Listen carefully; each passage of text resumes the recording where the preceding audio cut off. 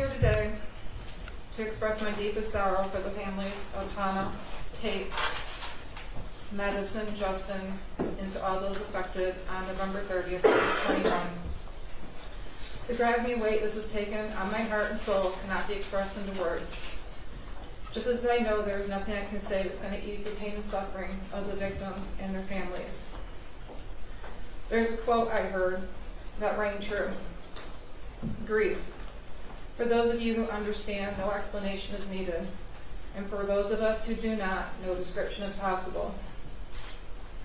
I've taken countless nights of lament over the anguish and shame I carry, knowing what my son did, the harm he caused to innocent lives, the families, and to the entire Oxford community. I pray all the victims are the embodiment of God's mercy and peace, and that He heals your broken spirits. When I was on the stand, I was asked if I would have done anything different. I was horrified to learn my answer I would not have was completely misunderstood. That answer is true because my son did seem so normal. I didn't have a reason to do anything different. This was not something I foresaw. That was the intention of my answer and how I interpreted the question. With the benefit of hindsight and information I have now, my answer would be drastically different. If I even thought my son could be capable of crimes like these, things would have absolutely been different. Even worse, when I learned during the police investigation that he had been planning a school shooting before November 30th. He was not the son I woke up. He was not the son I knew when I woke up on November 30th. The Ethan I knew was a good, quiet kid. He loved his pets, family vacations. My husband and I used to say we had the perfect kid. I truly believed that, and that's who I saw and thought I knew. As the details started emerging during discovery, I was horrified to learn concerning behaviors my son was reported doing at school. Refusing to take a makeup test he told us he took. Sleeping in class. Drawing pictures of guns on his assignments. Writing, quote, "My family is a mistake." Watching a video in class of a mass shooting that fatal day, along with internal communications that took place between his teachers and counselor, Mr. Hopkins. That he is, quote, "on my radar," and, quote, "he seems to be having a rough time," was never disclosed to us, his parents.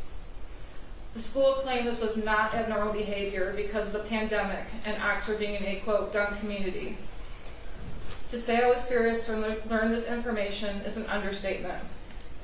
This is not normal behavior to us and very different than what Ethan led us to believe was happening at school. Not only were we left in the dark about previous concerning behavior, but in the counselor's office that morning, none of those previous issues were brought to our attention.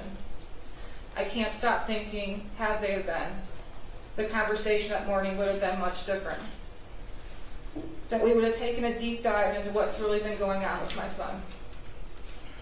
I wonder if Hopkins and EJAC have those same regrets too. Instead, we are led to believe, not only from Hopkins and EJAC, but from Ethan as well, that this was an isolated event. We felt confident in trusting the professional's advice to let him stay in school that day. Quote, he does not pose a threat to himself or others. It was suggested that him being around peers would probably be good. We agreed. We were never asked to take him home that day.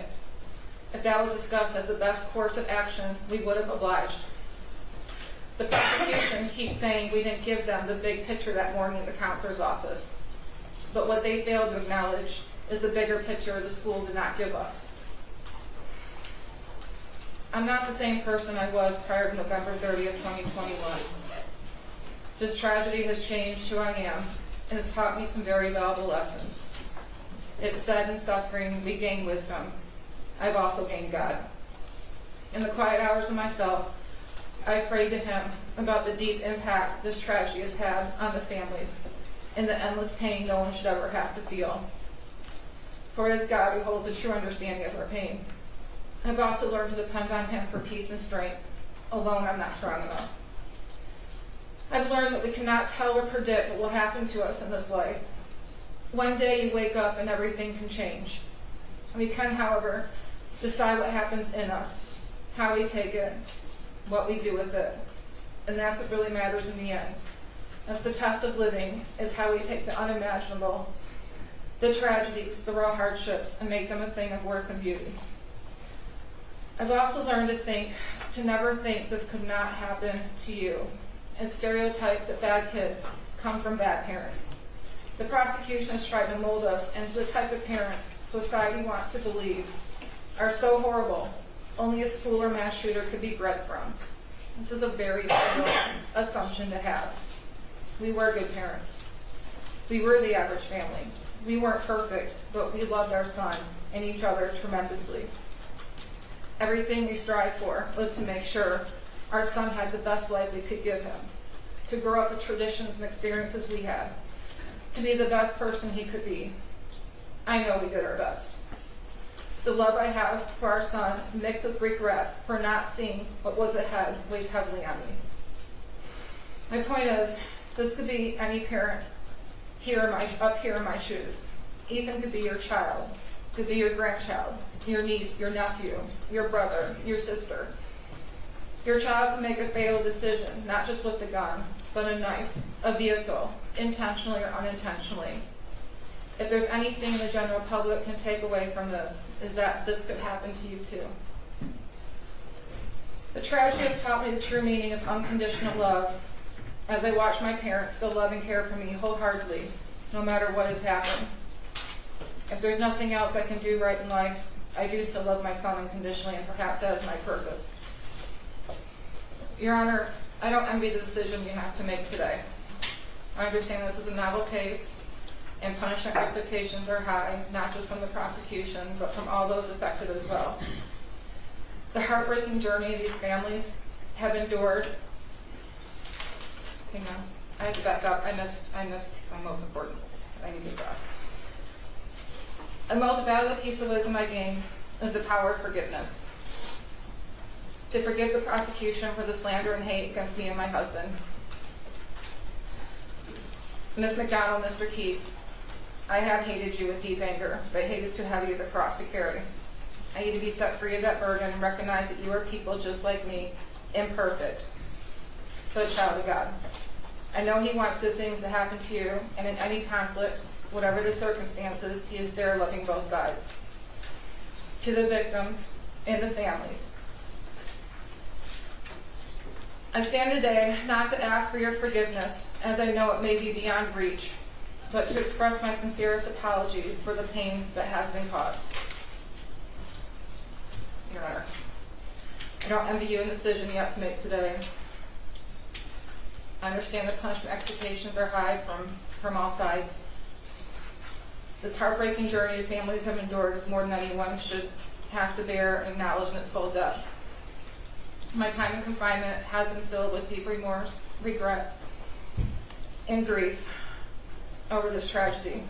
I have taken this one day at a time, trying to survive, navigate, and cope with the endless heartache, pain, and grief I feel for the families of Hannah, Justin, Madison, and Tate.